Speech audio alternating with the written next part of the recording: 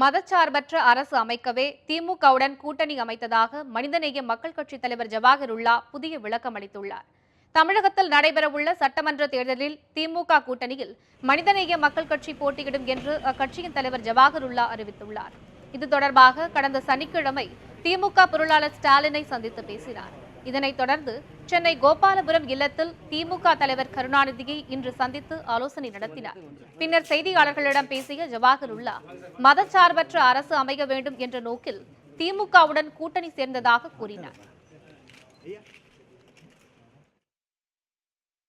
மதசார்பற்ற சக்திகள் தமிழகத்திலும் அகில இந்திய அளவிலும் உறுதிப்பட வேண்டும் என்ற எண்ணத்துடன் நாங்கள் திராவிட முன்னேற்றக் கழகத்தின் தலைமையிலான கூட்டணியிலே இடம்பெற்றிருக்கின்றோம்.